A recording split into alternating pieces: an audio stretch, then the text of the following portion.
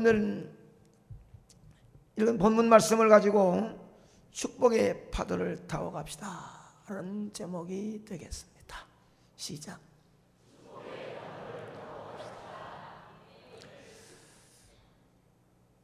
바닷가에 한 가족이 살고 있었습니다. 바닷가에 사니 당연히 주인 되는 남편은 배를 타는 사람이었지요. 그럼 바람이 몹시 불던 어느 날 배를 타고 나간 남편이 소식이 끊어졌습니다. 세월이 지난 어느 날 첫째 아들도 장성해서 배를 타겠다고 하여 허락했더니 또 배를 타고 나갔다가 소식이 끊어졌습니다. 지금 같으면 헬리콥터나 사람을 동원해서 시집 찾지만 그럴 수 없는 때였겠지요. 첫째 아들 소식이 없습니다. 좀 있으니까 둘째 아들이 기어이 배를 타겠다는 거예요. 말 방법이 없는 거예요. 그러다가 둘째 아들마저 배를 타고 나가서 소식이 없었습니다. 남편도 두 아들도 잃었습니다. 나이가 아직 어린 막내가 있었는데 혹시나 이 아들까지 잃어버릴까 싶어서 노심초사하면서 고민을 했습니다. 막을 어릴 때는 모르지만 자라면 또 말할까 싶어 막을 수가 있을까. 그러다가 어머니는 정신과 의사를 찾아갔습니다. 너무 힘드니까 어떻게 하면 되겠느냐. 그리고 왜 바다에 가서 아버지가 죽었는데 아들들도 죽었는데 이 또 막내가 자라면 또 어찌할까. 너무 정신이 혼미하고 아파서 왔다고. 의사는 이 집을 방문합니다. 그런데 이 집 거실에는 바다에서 배를 타고 바람을 맞고 있는 아버지의 크다란 사진이 걸려 있었습니다. 의사는 즉시 그 사진을 떼어내고 아주 평화로운 들판의 그림으로 바꾸라고 하였습니다. 어머니는 남편의 사진이 아까웠지만 의사의 말대로 남편의 사진을 떼어내고 아주 평화로운 들판의 사진으로 바꾸어 달았습니다. 그로부터 몇 년이 지나도 막내 아들이 자라면서 배를 탄다는 이야기를 안 하고 있는 거예요. 도리어 농사를 지어보면 어떻겠냐고 어머니께 물어오는 겁니다. 너무 감격한 어머니는 의사를 찾아가서 어떻게 된 일이냐고 물어보았습니다. 그러자 의사는 말했습니다. 사람은 무엇을 보고 사느냐가 중요합니다. 그런데 당신의 아들들은 늘 바닷가에 서 있는 아버지의 그림만을 보니 은연중에 배를 타는 사람이 되고 싶은 생각으로 가득할 수밖에 없었습니다. 그러나 아름다운 들판의 그림을 계속 본 막내는 생각이 바다에서 들판으로 바뀐 것입니다 라고 말했습니다. 그렇습니다. 사람이 무엇을 보고 사느냐가 그 사람의 인생을 결정한다는 것입니다. 언제나 긍정적이고 적극적인 아버지의 모습을 보고 자란 자식은 만사가 안 되는 일이 없다며 나는 할 수 없는 일이 없다며 모든 것을 할 수 있다고 자신만만한 말을 합니다. 언제나 말씀을 가까이 하는 아버지를 보고 자란 자식은 당연히 말씀이 가까이 두어야 하는 줄 알고 말씀 중심으로 자라나게 되는 것입니다. 불평이 많고 기도하는 경건한 모습을 보이지 못하고 자란 자식은 교회에 언제나 불평거리만 찾아내고 불만스러운 모습만 보이고 충성스러운 일꾼이 되기가 힘든 거예요. 여러분, 위에는 어떻게 되었든지 간에 내 시대부터 내 자식들에게는 어떤 모습을 보여주어서 어떤 모습을 보고 자라야 될 것인지를 말씀을 통하여 다시 한번 자신이 보아야 될 것입니다. 무엇을 보고 무엇을 들으며 사느냐가 대단히 중요하다는 거예요. 나의 이 모습이 내 자녀가 물려받는다고 생각한다면 여러분은 어떤 모습이 되어야 할 것인지 깊이 생각하지 않을 수가 없는 것입니다. 꽝을 지르면은, 그래서 가정을 휙 전부 다 사로잡으면은 자신 있습니까? 그 풍기는 파장이 저 방에 있고 조용히 앉아서 공부하고 있는 아이가 듣지 않은 것 같아도 급하니 그 아이 마음속에 들어간다는 사실을 모르십니까? 엄마에서는 마음 흐느끼 우는, 서럽에 받쳐 우는 그 눈물 소리가 딸의 마음속에 전달되지 않은 줄 아십니까? 특히 예수 믿는 우리에게 기억해야 할 것은, 하나님은 내가 어떻게 십자가를 지기를 원하시는가 하나님은 생각합니다. 어떤 삶을 내가 살기를 원하시는가, 사명을 어떻게 감당하기 원하시는가 항상 살펴보는 거지. 이 질문에 대한 대답은 창세기 1장 26에서 28절 말씀을 찾을 수 있는데, 거기 보면은 하나님이 가라사대 우리의 형상을 따라 우리의 모양대로 우리가 사람을 만들고, 하나님이 자기 형상 곧 하나님의 형상대로 사람을 창조하시되 남자와 여자를 창조하시고, 하나님이 우리를 자신의 형상대로 만드셨다고 했는데, 여기 형상이란 모양이 아니라 이미지입니다. 외형적인 모습이 아니라 성품입니다. 우리를 하나님의 성품을 따라 만드시고 복을 주시는 것입니다. 하나님께서 여기 오신 여러분에게 복을 그렇게 주고 싶어 하신 줄 믿으시기 바랍니다. 하나님께서는 여러분이 복받기를 그렇게 원하시는 줄 믿으시기 바랍니다. 하나님께서는 받은 복을 세상의 많은 사람들에게 나누어주며 당당하게 살기를 원하시고 있습니다. 하나님께서 주시고자 하는 은혜와 복은 폭포수와 같고 파도와 같이 엄청난 것임을 알아야 합니다. 오늘 본문은 애굽으로 내려간 야곱이 이제 생을 마감하면서 아들 요셉에게 축복하는 장면이에요. 이 아버지는 정말 놀랍고 엄청난 파도와 같이 밀려온 복을 아들에게 선포하고 있습니다. 오늘의 이 엄청난 축복의 선포가 아버지 야곱이 아들 요셉에게만 주는 마음으로 받는다면 나와 아버지는 상관이 없겠지요. 그러나 이 축복의 파도를 타라고 하는 말씀은 하나님께서 여러분에게 바로 나에게 주신 말씀으로 받아지기를 축복합니다. 그렇다면 이 파도와 같은 복을 타려고 하면 어떤 신앙, 어떤 모습을 가져야 할 것인가? 나도 거대한 축복의 파도를 탈 수 있다는 확신과 믿음이 있어야 합니다. 아멘. 확신과 믿음으로 여러분 생애 속에, 여러분 가면 위에 놀라운 축복의 파도를 타는 간증이 있기를 축복합니다. 22절에 보면 요셉은 무성한 가지 곧 샘 곁에 무성한 가지라 그 가지가 담을 넘었도다.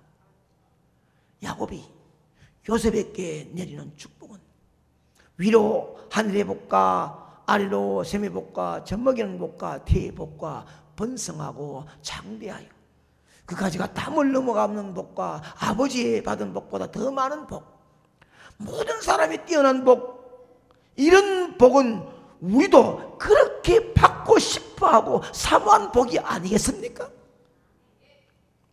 그런데 이 복을 주시는 분이 누구예요?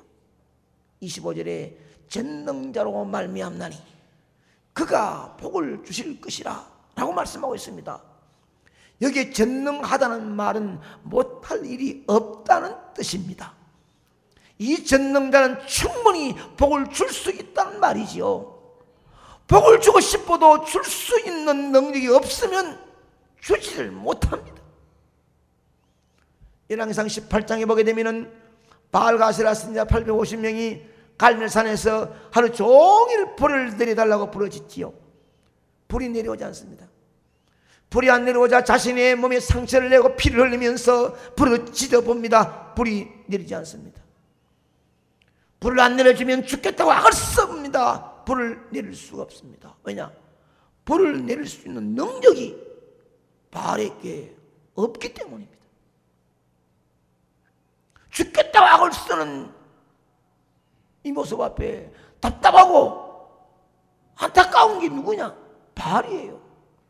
자신은 그대로 그렇게 피를 흘리며 몸부림쳐도 불을 내릴 수 있는 능력이 없다는 거예요.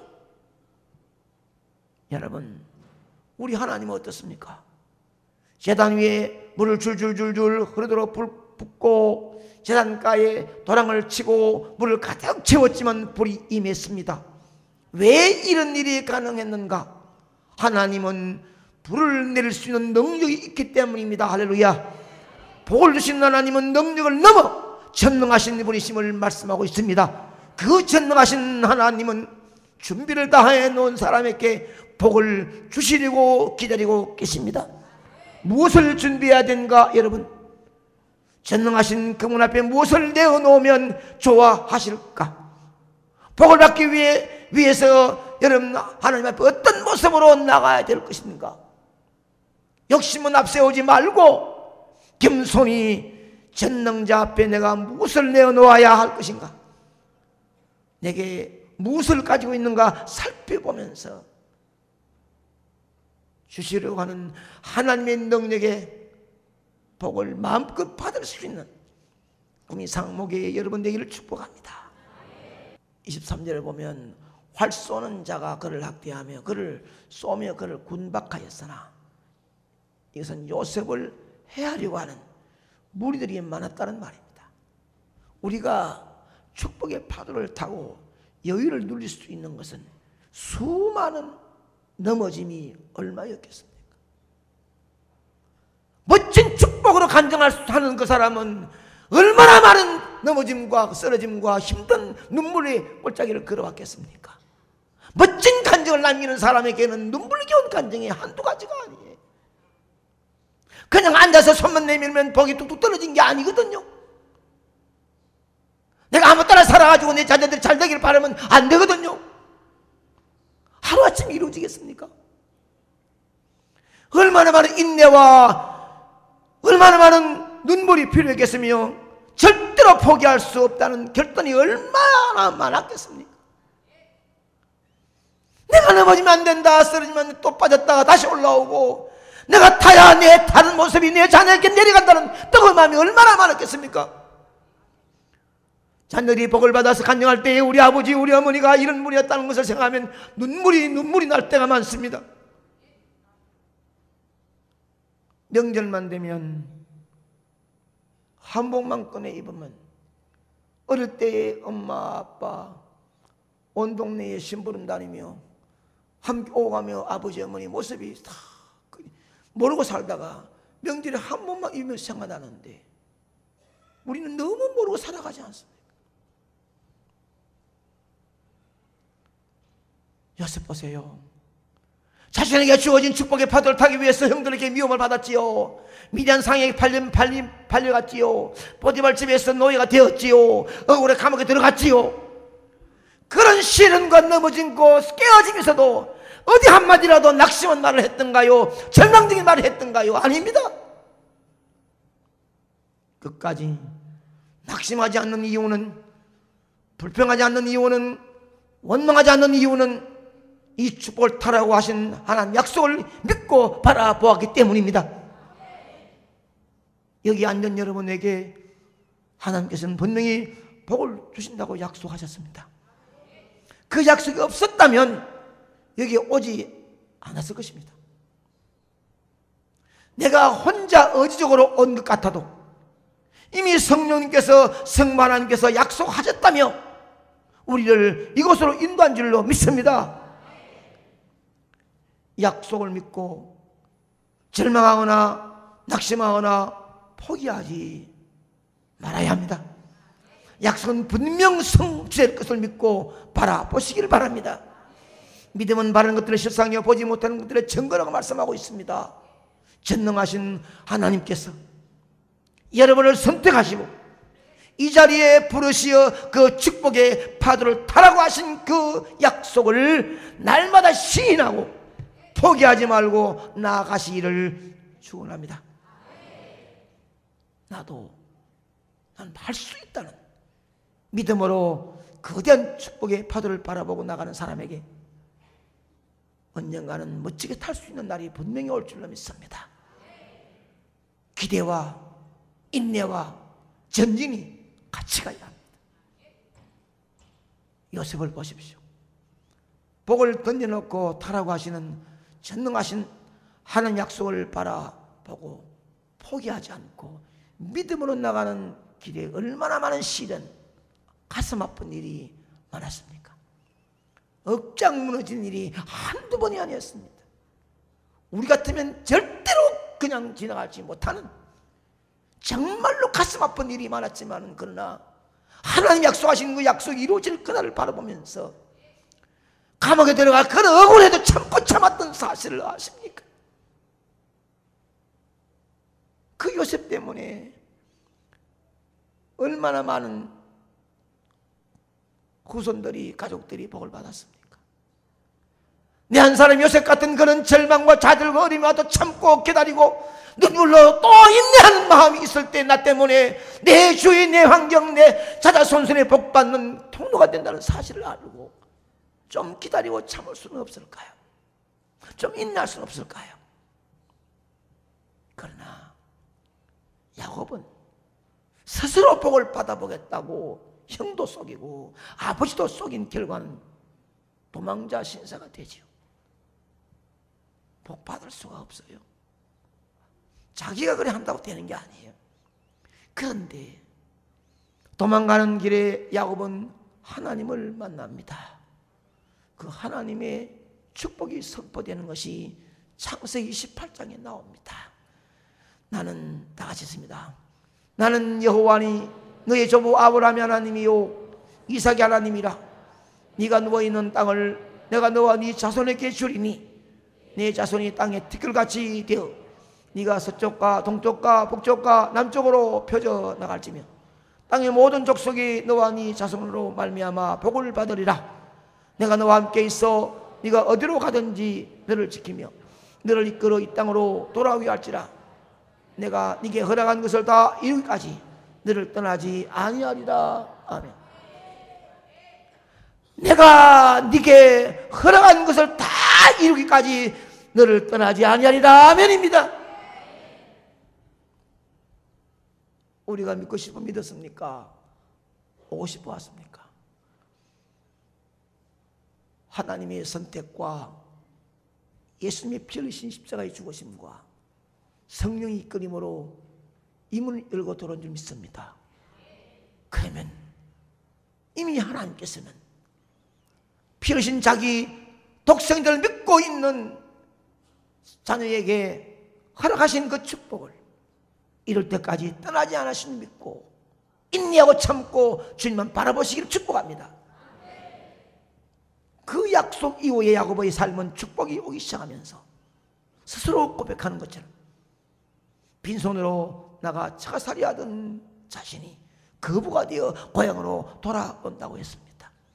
결코 축복의 파도가 내게로 밀려오도록 전능자의 약속이 없으면 내 힘으로 몸부림쳐도 축복의 파도를 오를 수가 없습니다.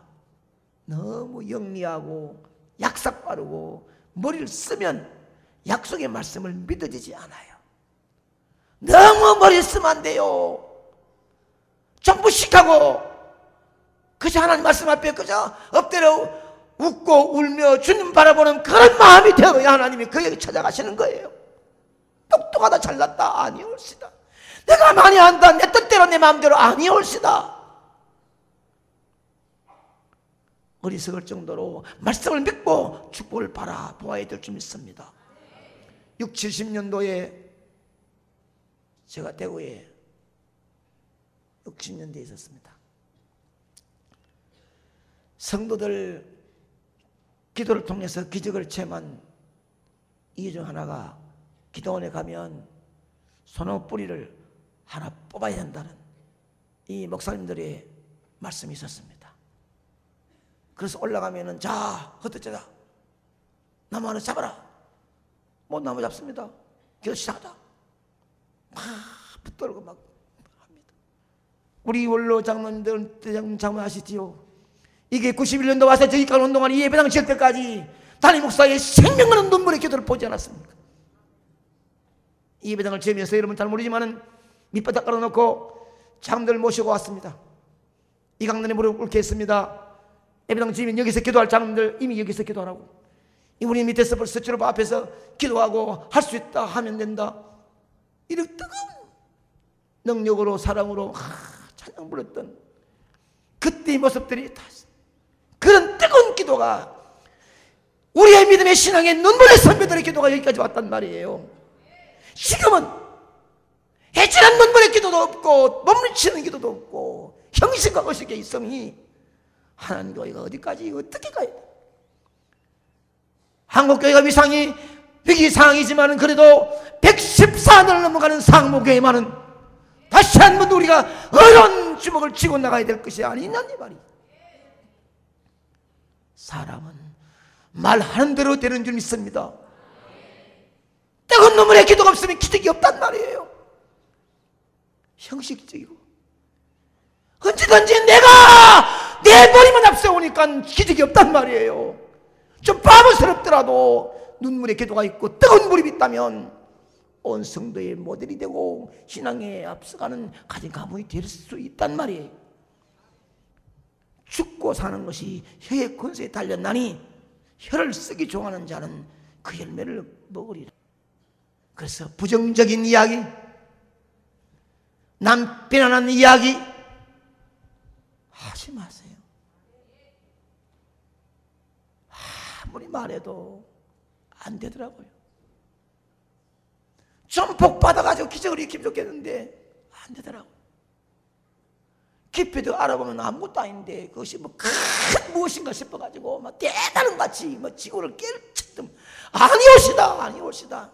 내가 죽고 없어도 하나님 역사는 이루어진다는 사실을 알고 겸손히 엎드려 주의 뜻을 기다리고 있어야지요. 절대로 내 생각과 말이 성령 앞서 가지 말라는 것입니다. 전능한 자가 이렇게 하면 복 주겠다고 하시면 감사로 아멘 하시기를 바랍니다. 이러면 안 되지 저러면 안 되지 누가 갑니까? 하나님 것이시 하십니까? 아닙니다. 알거든요. 절대로 낙심하거나 포기하지 말고 약속을 주신 전능하신 하나님만 바라보고 나가면 축복의 파도를 멋지게 탈 수 있는 날이 여러분 앞에 분명히 임할 줄로 믿습니다. 아멘.